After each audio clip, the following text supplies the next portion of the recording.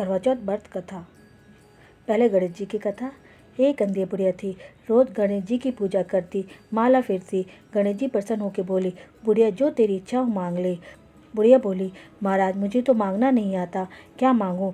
विनायक जी बोले, अपने बेटे बहू से पूछ ले, या तेरा कोई और हो उससे पूछ ले। बुढ़िया अपने बेटे बहू से बोली, गणेश जी से क्या मांगूं? बहू बोली, मेरे लिए पुत्र मांग लो, बुढ़ापे में पोते का सुख देख लोगी। बेटे से पूछा तो बोला, धन मांग लो, धन हो जाएगा तो सब कुछ हो जाएगा।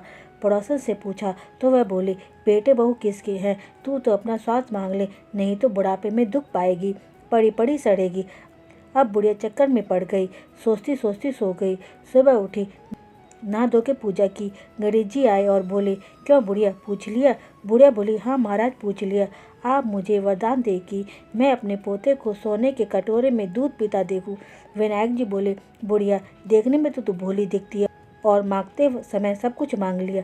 अच्छा ऐसा ही होगा, कहकर चले गए। धीरे धीरे सारी बातें होने लगी।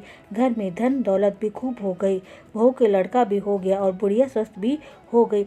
हे विनायक महाराज, बुढ़िया की तरह सब पे दया करना। कहानी कहते सुनते और हुंकार देते लिखते पढ़ने वालों पर सब पे दया करना। बोलो विनायक जी महाराज की जय। करवा चौथ व्रत कथा। एक साहूकार था जिसके 7 बेटे और एक बेटी थी।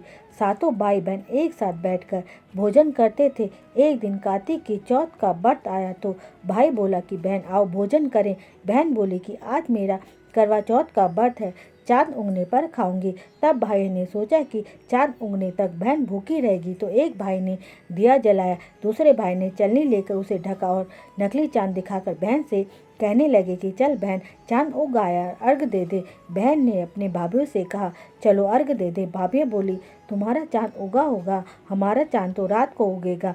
बहन ने अकेले ही अर्घ दे दिया और जब वह खाने लगी तो पहले ही गिलास में बाल आ गया, दूसरे गिलास में किंकड़ आया और जब तीसरा गिलास मुंह की ओर किया तो ससुराल से संदेश आया कि उसका पति बहुत बीमार है, जल्दी भेजो। माँ ने लड़की को विदा करते समय कहा कि रास्ते में जो भी मिले उसके पैर छूना और जो कोई सुहागन का आशीष दे तो पल्ले में गांठ लगाकर उसे कुछ रुपए दे देना।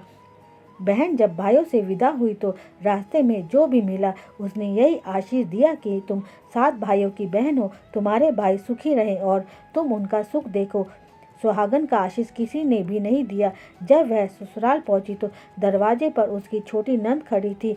वह उसके भी पैर लगी तो उसने कहा कि सुहागन रहो, सपूत हो। उसने यह सुनकर पल्ले में गांठ बांधी और नंद को सोने का सिक्का दे दिया। जब वह भीतर गई तो सास ने बताया कि उसका पति धरती पर पड़ा है, तो वह उसके पास जाकर उसकी सेवा करने के लिए बैठ गई। बाद में सास ने दासी के हाथ बची कुची रोटी भेज दी। इस प्रकार समय बीतते बीतते माघ शीर्ष की चौथ आई तो चौथ माता बोली, करवाले भाइयों की प्यारी करवाले। लेकिन जब उसे चौथ माता दिखाई नहीं दी तो वह बोली, हे माता, आपने मुझे उजाड़ा है तो आप ही मेरा उद्धार करोगी, आपको मेरा सुहाग देना पड़ेगा। तब उसे चौथ माता ने बताया कि पौष की चौथ आएगी, वह मेरे से बड़ी है, उसी से सब कहना, वह तुम्हारा सुहाग देगी। पौष की चौथ आकर चली गई, माघ की, फागुन की चौथ आकर चली गई, चैत बैसाख जेठ आषाढ़ और सावन भादो की सभी की चौथ आई और यह कहकर चली गई, आगे वाली को कहना। अश्विन की चौथ आई तो उन्होंने बताया कि तुम पर कार्तिक की चौथ नाराज है, उसी ने तुम्हारा सुहाग लिया है, वही वापस कर सकती है। वह आएगी तो उसके पैर पकड़ के विनती करना। यह बतलाकर वह भी चली गई। जब कार्तिक की चौथ आई तो वह गुस्से से बोली, भाइयों की प्यारी करवाले, दिन में चांद उगाने वाली करवाले, व्रत खंडन करने वाली करवाले, भूखी करवाले।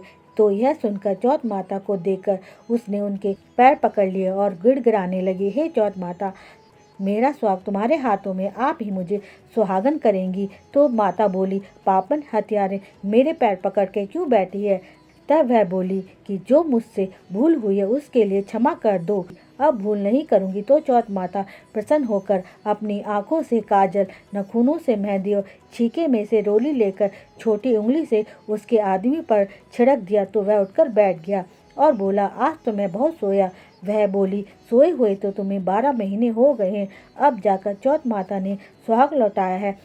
जिस तरह से साहूकार की बेटी का सुहाग दिया, उसी प्रकार चौथ माता सबको सुहागन रखे।